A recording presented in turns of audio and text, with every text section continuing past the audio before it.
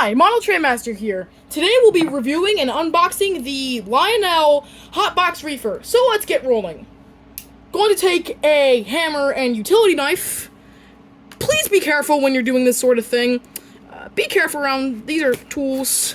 So, a little bit of Lionel historical context. This isn't the first time they've made a Hotbox Reefer. They made one back in the 90s in various sets and things. And they're semi-scale, and the details, they were good. They weren't as good as they are now, as Lionel is quite the evolutionist. They like to evolve stuff. And I don't believe this is Vision Line. No, it's not Vision Line. Despite it having more features than one Vision Line Reefer car, the only thing it has worse than the Vision Line, it's one car instead of three.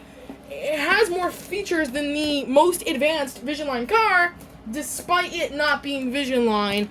I think they're just trying to make this more of an affordable market and not be like, have Sticker Shock with the Vision line. So, essentially, it says PFV Hotbox Reefer, number 5845.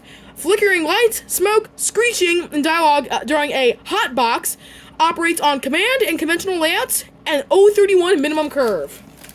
Honestly, I'm not sure how you were to run it conventionally, because you kind of need the hotbox for that. But despite it having simulated overheating bearings, it actually does make freight sounds similar to a normal car, and loading sounds even. This is the owner's manual on how to operate the car. Always read this before putting it on the tracks. This is a very sharp paint scheme. So, a little bit of historical context again. The Pacific Fruit Express was a service that was ran under the SP and UP branding. You can see that this is the opening door hatches to program the car into your remote. So let's get it on the track. So here's a surface update. It says that there's a plug in the Reefer, but after they printed these manuals, they let us know that the Reefer hatches does not have a plug. It's just a small valve. And this is more Lionel improving stuff in their own runs. I mean, that's something new. Yeah, so just to let you know. Here it is on the track, and it is a beautiful car. So you may be wondering, what is a hotbox? A hotbox is railroader slang for an overheating journal axle.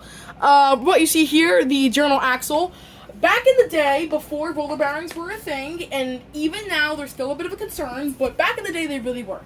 So, back in the day, there was plain metal on metal. Yes, there was Babbitt's for bearings, but there was no really, like, modern rollers or anything like that. So what they did they would put cotton rags in this journal bearing, and it would be cold waste. Then they put a viscous oil in the car to kind of make it lubed up, and if the lubrication were to be inadequate due to crew mishaps and being rushed, and sometimes they didn't want to get in trouble with their boss, so they just forget that, oh well, he'll be fine. The metal was some sort of, I believe, bronze and brass, the Babbitt?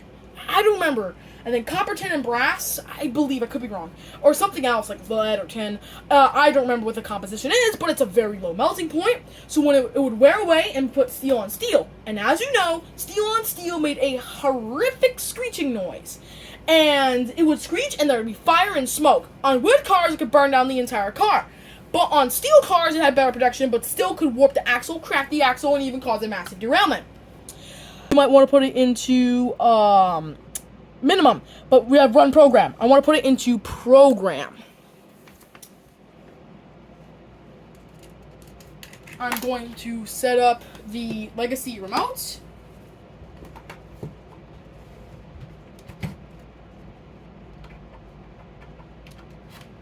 Transformer.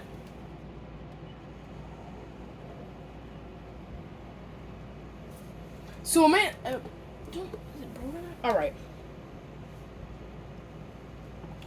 Engine, let's see, I'm gonna try 58. It's not taken. That bang confirms it's been programmed.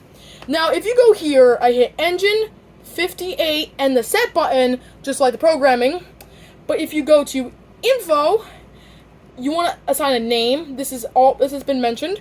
I'm going to put an abbreviation. Is what I typically do. You can name it whatever though. P. Nope. It's convenient when the letters F and then E. P, F, E. Next, I'm going to put in 5845. 45 is taken due to my B&O switcher. It's not a diesel. So here's what we got. Remember when last video was 844 steam engine, but you want to go to more. Electric, subway, flyer, pull more for like older TMCC engines, pull more, diesel, and then flyer, pull more, steam. More again, accessories, passenger cars, breakdown units, freight sounds cars, which is what we have here. Let's get more. Acellas, crane cars, a transformer, so like a Power Master, for example. Back, diesel, steam switcher. Freight sounds. So it says Legacy? It says cab 1 or Legacy? Legacy rail sounds. Alright. We are good.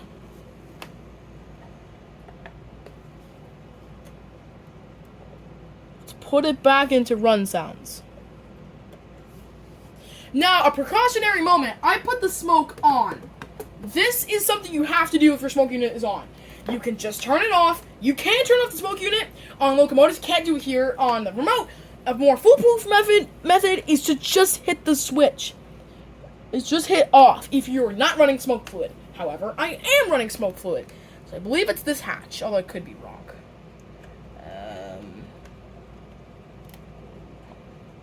Yes. Now, the plug that said that you have to remove the plug is antiquated information. What you have to do is about 15 to 20 drops of smoke fluid. And then you're going to squeeze the bulb. Seems about adequate. Actually, maybe not enough. Probably should close that. Ice hatch and the door hatch. Alright, so volume up, volume down, hot box. I don't know what this does. Is on off, doesn't make sense. This button is a rail cladder on off. If you want to turn this off, maybe find this a bit much, or you could be running a CWR setup, which means essentially you have continuous rolling rail. Off, on. This is flange grind, and this is kind of a harsh sound for a good amount of owners of the car. So if you want to turn it off, you can turn it off. But I think it brings character to the car. Train brake. Loading sequence. Now let's ice this car down quick. Heads up, ice coming in. Look out. Oh, it's ice, and then we'll move it. That's good. Let's send her off to pick up the cargo. And the nice thing is, the voices and how people say cargo or produce, at least the old ones, but these change people. Okay, load that produce. You got those waybills ready? Joe's got them over there. Okay, guys, close it up. This load is heading east. So we'll move it. Let's empty this car first. Stack them up. That's how it's done. Fresh produce all year round. And the most iconic feature, the hot box. So here are the features. Let me turn the power on.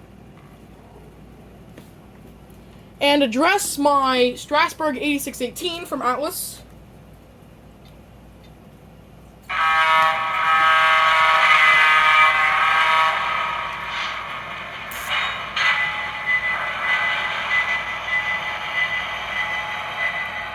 Probably should have started that car. Brake started. Alright, we'll address 58. It's on. Alright, we're gonna load the produce. Now let's ice this Nope, car ice. down quick. Keep it moving, man. Alright, this one's off. I'm gonna mute the diesel.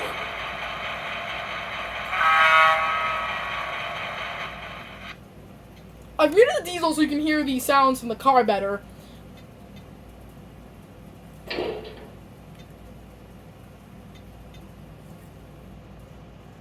Put the engine in forward.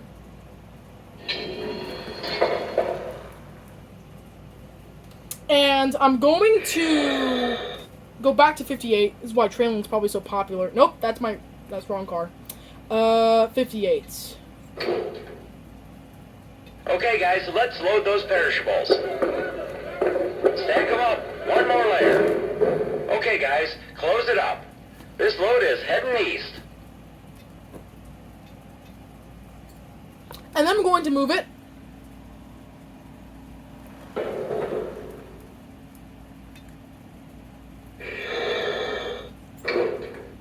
And I'm going to unload the perishables. Get those perishables unloaded. Stack them up. That's how it's done. Fresh produce all year round.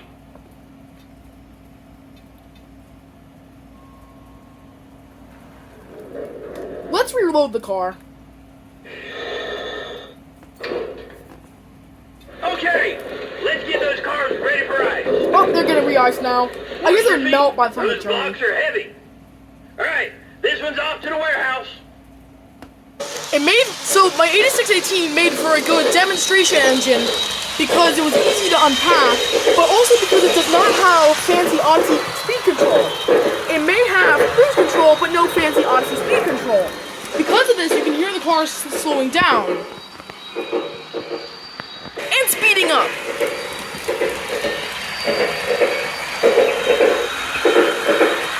Alright, here's the iconic feature, the hot box. Okay, we'll start with the cupola. Yeah, but we need to keep an eye on things. We should make good loose run. I'm gonna turn the lights off for the bearings. He had to say it. Should be a smooth run today. Old bed engineering, yeah.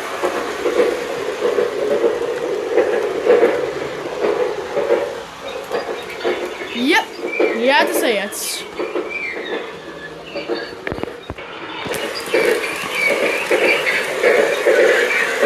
The car is bumping around pretty aggressively. That must be terrifying. Oh no, it looks like we might have an overheating axle.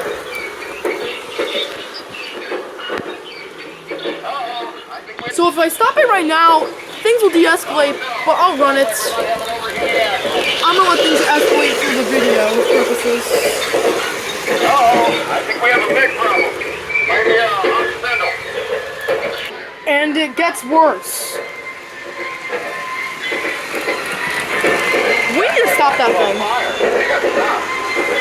So we've gotten to the point of a little problem to a catastrophic failure, so we need to stop this thing.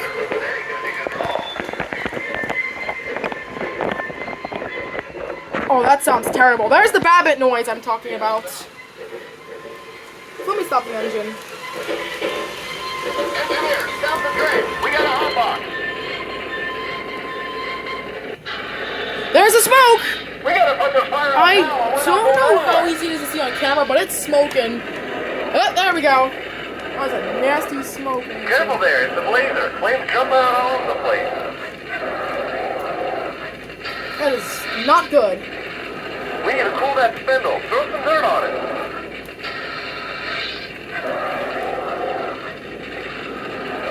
Careful there, it's a blazer. Flames jump out all over the place. I like it escalates slowly, like a real hotbox emergency.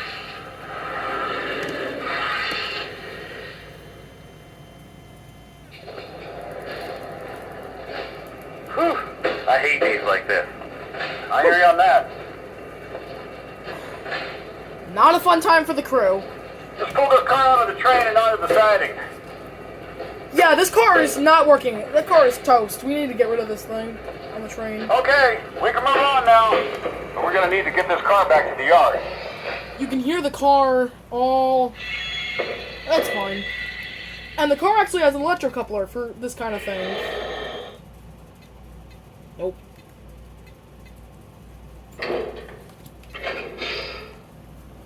Recoupler. And it's accurately on the B end.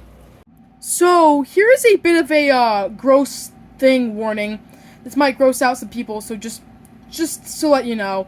So, historically, back in the day, they would crew members were to be spit on the bearings, as it was an infinite source of water, more or less, practically. And if it sizzled, it would mean it was overheating. So we're with the aux 3 button, that's what we're gonna do.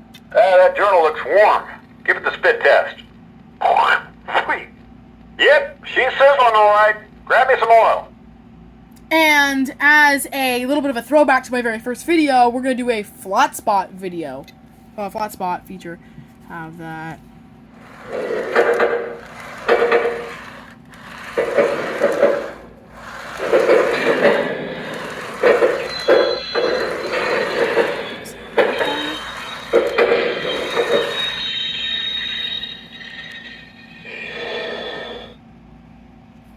Exclusive to the Hotbox Reefers. Another bonus feature is the flat spot. Like other cars, these cars have flat spots. You can check out my very first video on flat spots. Basically, braking, excess or routine braking can cause the cars to have a flat spot, and this is simulated by this wrench button. So here's a bonus feature too, the flat spot feature. You hit the top wrench button, or two.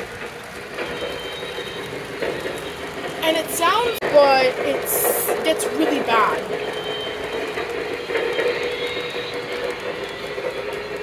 And while the flat spot sounds pretty mild as of now, it only worsens. I've muted my locomotive number 90 to demonstrate this purpose.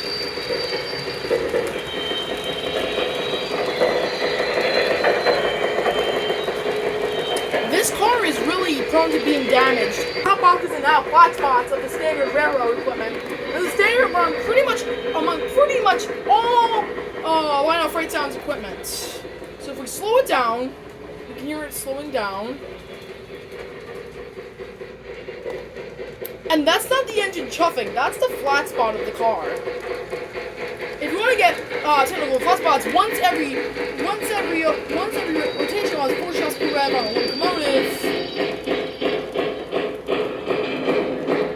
Still bumps, more or less. Stopped? Flat wheel's fixed. You can head out now.